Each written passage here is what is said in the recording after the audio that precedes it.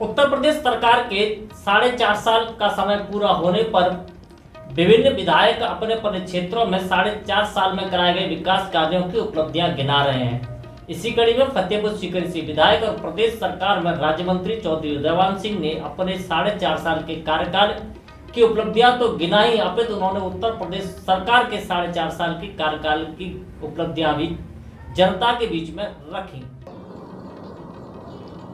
मैं और मेरी पार्टी मतदाताओं के बीच में जो वायदा किया था, घोषणा पत्र के माध्यम से उत्तर प्रदेश को हम उत्तम प्रदेश बनाएंगे, सर्वोत्तम प्रदेश बनाने की पूरी ईमानदारी से सफल और सार्थक प्रयास करेंगे। उसी के साथ मैंने पार्टी के कार्यकर्ता के रूप में फतेहपुर सीकरी के मतदाताओं को आश्वस्त किया था, वचन दिया था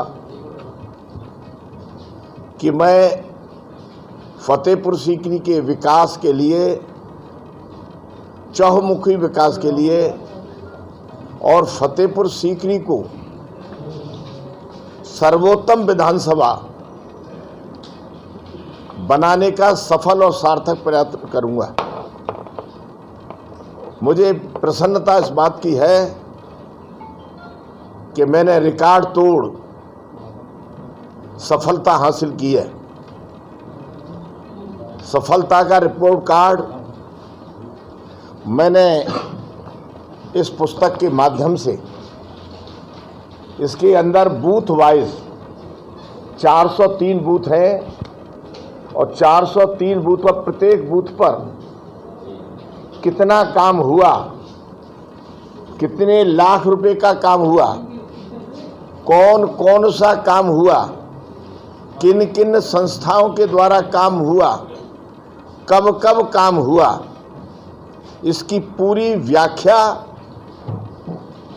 और रिकॉर्ड मैंने लिखित रूप में पूरे मतदाताओं को लगभग 6000 पुस्तकों को बांट करके प्रत्येक ग्राम पंचायत के प्रधान को, पूर्व प्रधान को, जिला पंचायत के सदस्य को, प्रबुद्ध वर्ग के लोगों को, गांव के विशिष्ट और मौजूद लोगों को, अपनी पार्टी के संगठन के लोगों को, अपने पार्टी के विशिष्ट और जिम्मेदार कार्यकर्ताओं को वितरण करके एक एक बूथ का हिसाब किताब मैंने प्रस्तुत किया है।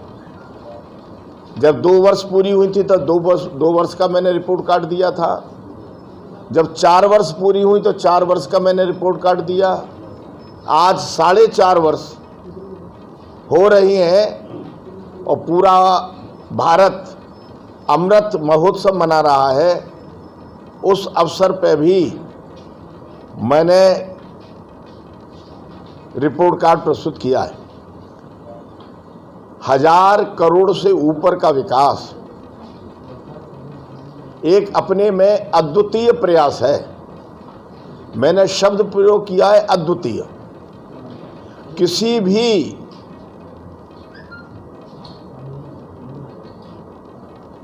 परिस्थिति को ले लो, 2 वित्तीय वर्ष, मोटे रूप में 2 वित्तीय वर्ष कोरोना के भेंट चढ़ गए। इसके बावजूद भी फतेहपुर सीकरी ने अपना परचम फैलाया विकास कार्यों में। मैं एक मामले में और सौभाग्यशाली हूं। किसी भी राजनीतिक कार्यकर्ता के लिए बहुत आवश्यक है कि वो जनप्रतिनिधियों के साथ सामंजस्य लेकर के चले। गली और मोहल्ले का प्रतिनिधित्व करने वाला मेरा माननीय क्षेत्र पंचायत सदस्य, गांव में प्रतिनिधित्व करने वाला ग्राम पंचायत का प्रधान, जिला पंचायत का सदस्य, ब्लॉक प्रमुख, जिला पंचायत का अध्यक्ष, माननीय सांसद और जितने भी जनप्रतिनिधि हैं उन सबको साथ लेकर के और हर योजना, जितनी भी योजना भारत सरकार में आई, भारत सरकार से चल करके प्रदेश में आई, प्रदेश से चल करके जिले में आई, जिले से चल करके ब्लॉक में आई और ब्लॉक में आकर के ग्राम पंचायत में आई, मैंने कोई भी योजना ऐसी नहीं छोड़ी जिसको कि मैंने अपने फतेहपुर सीकरी, अपने विधानसभा में उसका लाभ उठाने का सफल प्रयास न किया हो। ये सबसे बड़ी कठिन चीज है। कौन सी कठिन चीज है? नंबर एक, सबसे कठिन, मैंने इसको यदि मैं तपस्या का शब्द प्रयोग दे दूं तो वो भी गलत नहीं है कि किसी भी योजना को अपने से बाहर न जाने दिया जाए। जहां से मैं विधायक हूं, अपने मतदाताओं को लाभ उठाने के लिए पहले मैं अपनी विधानसभा में उन योजनाओं को लाने की कोशिश करूं। दूसरी, चाहे वो ग्राम पंचायत लेवल की योजना हो, चाहे वो क्षेत्र पंचायत को मिलने वाली योजना हो, और चाहे वो लोकसभा में आने वाली योजना हो, और चाहे वो कमिश्नरी में केवल एक मिलने वाली योजना हो, और चाहे वो संपूर्ण प्रदेश में मिलने वाली एक लाभ की योजना हो। एक आपके हिस्से में पूरे प्रदेश में एक चीज आ रही है, आपको कमिश्नरी में केवल एक चीज आने वाली है, आपके जिले में केवल एक चीज आने वाली है। इसका बेहद ऐसे ध्यान रखा जैसे कि आसमान पर उड़ने वाला पक्षी का ध्यान जमीन पर गिरे हुए दाने पर पड़ता है, और किस प्रकार मैं अब उस जमीन पर पड़े हुए दाने को लेकर के अपने बच्चे की चोंच में जाकर के डाल दूं, मैं कहीं भी उसको बिखरने न दूं, खराब ना होने दूं, यह मैंने राजनीतिक अनुभव के आधार पर किया है। मैं सबसे आगे कैसे गया, जहां जहां गया ये किताब में अंकित है, और केवल नाली, खड़ंजा, पुल, विद्यालय, ये भवन, ये विकास का एक हिस्सा है।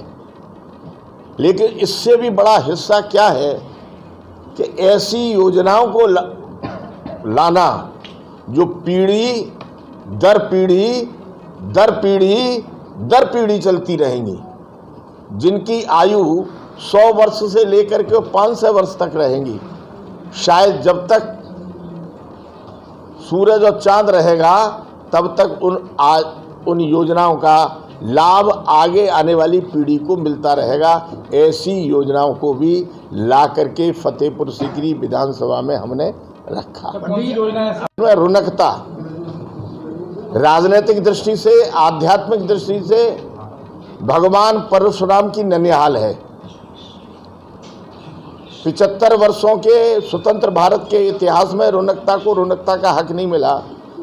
हमने रुनकता को आदर्श गांव की योजना में नगर पंचायत बनाने का सफल प्रयास कर दिया है, और वह दूर नहीं जब उसकी घोषणा हो जाएगी। घोषणा हो जाती, केवल जनगणना के कारण, जो जनता के जनसंख्या की गणना हो रही है उसके कारण उसकी घोषणा रुकी है। मेरे यहाँ पश्चिमाई है, जहाँ यमुना पूरब के तरफ पश्चिम की ओर उल्टी बही है, जहाँ द्रौपदी को अक्षय पात्र भगवान कृष्ण ने दिया, जहाँ पांडवों ने निवास किया, वो जंगल की तरह से मुरझा गया था। आज पश्चिमाई आध्यात्मिक क्षेत्र का प्रमुख स्थान बनने जा रहा है। सींगना जो श्रृंग ऋषि का तपोभूमि थी, सूरदास की जो तपोभूमि थी, सींगना को श्रृंग ऋषि के आश्रम का सबसे बड़ा दर्जा मिले। और मेरा सफल प्रयास, मैंने शब्द प्रयोग किया सफल प्रयास, यह भी है कि ब्रज तीर्थ के इस पर जैसे मथुरा वृंदावन ये ब्रज तीर्थ विकास परिषद बनी है, ऐसे ही सूरदास तपोभूमि न्यास बनकर के एक मथुरा वृंदावन के साथ जुड़ कर के जो आध्यात्मिक पक्ष का व्यक्ति मथुरा वृंदावन आवे, वो रेणुका जी के मंदिर पर जरूर आवे, वो पश्चिमाई जरूर आवे, पांडवों के मंदिर बने हुए मंदिर के दर्शन जरूर करे, श्रृंग ऋषि के आश्रम पर वह ज़रूर जाए। इसी तरीके से ऐतिहासिक तानसेन फतेहपुर सीकरी तानसेन की कर्मस्थली रही। अकबर के नवरत्नों में टोडरमल की कर्मस्थली फतेहपुर सीकरी रही। राणा सांगा का खानवा का मैदान फतेहपुर सीकरी में है। महाराजा सूरजमल की कार्यशैली और वीरता का प्रतीक फतेहपुर सीकरी में है। गंगाराम बुलाकीदास नाई की तपोभूमि बैमन है। दुर्वासा ऋषि की तपोभूमि दूरा है।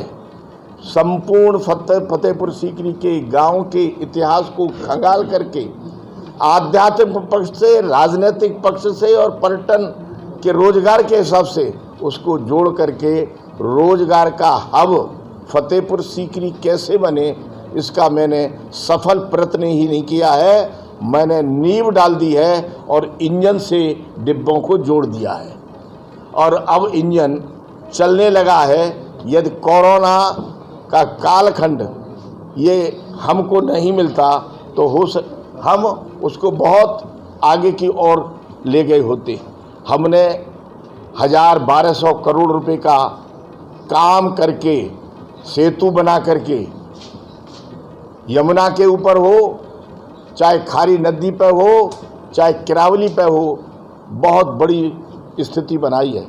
चाहे ITI कॉलेज हो, चाहे फायर सर्विस हो और चाहे अटल आवास योजना का विद्यालय हो जो केवल कमिश्नरी में एक को मिला है। सारे लाभ, जितने भी लाभ हो सकते थे, भारतवर्ष से मिलने वाले लाभ उत्तर प्रदेश को जो मिलने वाले थे और उत्तर प्रदेश के मिलने वाले लाभों को फतेहपुर सीकरी तक लाने का मैंने मतदाताओं का भरोसा जीता है और मैं सफल हुआ हूँ।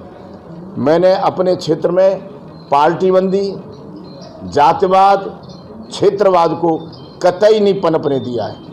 मैं पहला विधायक हूँ फतेहपुर सीकरी के इतिहास में जहाँ मेरे कालखंड में कार्यकर्ताओं के आशीर्वाद से और जनप्रतिनिधियों के सहयोग से और परमात्मा की कृपा से मैंने कभी भी फतेहपुर सीकरी विधानसभा किरावली तहसील में कोई दंगा नहीं होने दिया है। ये पहली पंचवर्षीय गई है, अन्यथा कहीं न कहीं चाहे पुलिस से मजामत हो जाए, चाहे आपस में झगड़ा हो जाए, कोई ना कोई झगड़े का ये केंद्र बन गया था। लेकिन 4.5 वर्षों में कहीं चिड़िया भी नहीं चहकी। सारे लोगों में सामंजस्य, प्यार, लाड़, दुलार और सहयोग का वातावरण फतेहपुर सीकरी में पैदा हुआ। मैं आप सब लोगों को मैंने लिखित रूप में अपने कहाँ कितने रुपए का कहाँ काम हुआ है, किस किस बूथ पर काम हुआ है, सबकी व्याख्या बूथ वाइज, न्याय पंचायत वाइज, मोटे काम और महीन काम सब मैंने दिए हैं, जो इस बात को प्रमाण करते हैं कि चौधरी उदय भानु सिंह, मेरा प्रयास है कि आगे आने वाली पीढ़ी जब भी कभी विधायकों का उदाहरण दे, मैं दुनिया में रहूं या न रहूं, लेकिन आगे आने वाली पीढ़ी जब विधायक के रूप में किसी को देखे तो उदाहरण मंच पर यह दे कि विधायक हो तो चौधरी उदय भानु सिंह जैसा हो। मंत्री जी, आपके क्षेत्र में पानी की बड़ी पुरानी समस्या है, उसमें कितना कार्य किया गया? देखिए, पानी की समस्या का समाधान करने के लिए भारत के प्रधानमंत्री ने हर घर हर नल जल जीवन मिशन के अंतर्गत काम शुरू कर दिया है। फतेहपुर सीकरी में भी काम शुरू हो गया है और उत्तर प्रदेश में भी काम शुरू हो गया है और देश में भी काम शुरू हो गया है। वह दिन दूर नहीं जब हर व्यक्ति को मीठा पानी शुद्ध पानी और आसानी से घर में पानी मिलेगा। लेकिन एक किसी भी सफलता को हासिल करने के लिए समय का धैर्य आपको रखना पड़ेगा। यदि आप समय का धैर्य रखेंगे, काम शुरू हो गया है। प्रधानमंत्री ने लाल किले की प्राचीर की डोर से ये कहा था, जल जीवन, जल है तो जीवन है। इस मिशन के अंतर्गत हर घर और हर नल की योजना दी है। टोटल विकास कार्यों में कितना पैसा लगा 4.5 साल में? मैंने बता तो सही, 1200 करोड़ जो अपने आप में अनूठा योग है। विधायक निधि कितनी है, कैसे किया? विधायक निधि का अलग है। मैंने आप विधायक निधि से कितना खर्च किया गया? मोटी चीजें बता दीजिए। मैं बता तो रहा हूँ, विधायक निधि से, विधायक निधि इमरजेंसी काल होता है। जहाँ जहाँ विधायक निधि से काम हुआ वही पर्चा मैंने दिया है। 4 साल में किसानों के लिए क्या क्या कार्य किए? सारा किसानों के लिए हुआ है। अरे किसानों के लिए, किसानों की पेंशन, किसानों का गेहूं की और अनाज की खरीद, उनके हर 500 रुपया महीने के हिसाब से 6000 रुपया वर्ष जो आगे बढ़ने जा रहे हैं। जो हमने किसान, एक सेकंड जरा मुझे पूरी बात सुन लो। ये प्रश्न करो तो पूरा जवाब सुनो। एक प्रश्न करेगा फिर उसका जवाब दूसरा सुनेगा नहीं तो ये ठीक नहीं रहेगा। प्रेस की मर्यादाएं बनी रहें। किसानों के लिए जितना हमने किया और उतना किसी भी सरकार ने 75 वर्षों में किया। यदि जो कुछ भी किया है किसानों के हक में हमने ही किया है और हम ही करेंगे। किसान हमसे खुश है और किसान हम पर भरोसा और विश्वास कर रहे हैं। किसान आज भी आंदोलनरत है, तमाम देखा जा रहा है कि देखिए आंदोलन करने वाले आंदोलन कर रहे हैं। आंदोलन जो आंदोलन करने के लिए आंदोलन है। आपके साथ बैठे हैं मोहन सिंह चार जी, ये भी कल आंदोलन पर थे। पिछले काफी लंबे समय से मोहन सिंह चार आंदोलन पर कभी नहीं थे। आप लगातार किसानों की जो निर्धारित मूल्य, देखिए नहीं, ऐसा नहीं कहा होगा, ऐसा नहीं कहा होगा। वो और बेहतर दृश्य में, एक सेकंड, आधा गिलास खाली है और आधा गिलास भरा है। आप ये कह रहे हैं आधा गिलास भरा है, आप सुन रहे हैं आधा गिलास खाली है। उसके लिए तो मैं कुछ कर नहीं सकता हूं। उन्होंने जहां जहां खरीद में जहां जहां शिकायत मिली, मैं और मेरी पार्टी के कार्यकर्ता, मेरे पार्टी के अनुषंगिक क्षेत्र जिसमें मोहन सिंह चाहर का भी अपना एक हिस्सा है, किसान संघ के क्षेत्र अध्यक्ष होने के नाते, ये गए, हम भी गए, हर खरीद पर गए। जहाँ जहाँ शिकायत मिली हमने उसको देखा, हमने उसको संभाला और हमने उसको ठीक किया। इसका अर्थ ये नहीं है गड़बड़ी थी। बैराज की मांग लंबे समय से आगरा में चल रही है। मुख्यमंत्री जी आए, जिला न्यास भी करके कहीं कुछ पता नहीं। देखिए बैराज की जो इच्छा शक्ति है, सरकार में इच्छा शक्ति में कुछ कमी देखी है क्या? और जिन कारणों से बैराज की रुकावट है, मेरे से ज़्यादा आप जानते हैं। जो तकनीकी कारण हो सकते हैं, तकनीकी कारणों को दूर करने का काम सरकार का नहीं है, सरकार का प्रयास है। सरकार हर संभव प्रयास कर रही है कि जहाँ जहाँ तकनीकी कारणों से चाहे वो पर्यावरण से संबंधित हो, चाहे वो ताज ट्रेपेजियम से संबंधित हो, जो ऐसी संस्थाएं, जो स्वायत्त शासी संस्थाएं जो सरकार को भी काम करने से रोकने की अधिकार रखते हैं, उनसे भी सामंजस्य मिला करके बैराज का काम निरंतर आगे बढ़ रहा है। हर काम आगे बढ़। मैं एक उदाहरण आपको दे दूं। आपका लेदर पार्क और थीम पार्क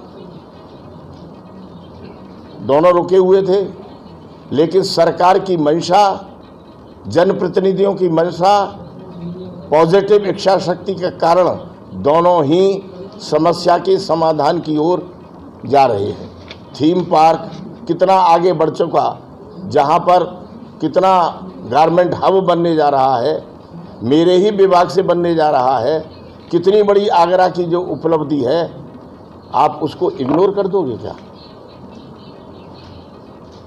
किसी कारण से रुकावट पैदा होना, रुकावट भी किसी स्वायत्त संस्था के द्वारा, जो संवैधानिक संस्था है उसके द्वारा कहीं आती है तो उसका दोष सरकार को नहीं बढ़ाया जा सकता। सरकार निरंतर प्रयास कर रही है। सरकार की इच्छा शक्ति है कि आगरा में जल्दी से जल्दी बैराज बने।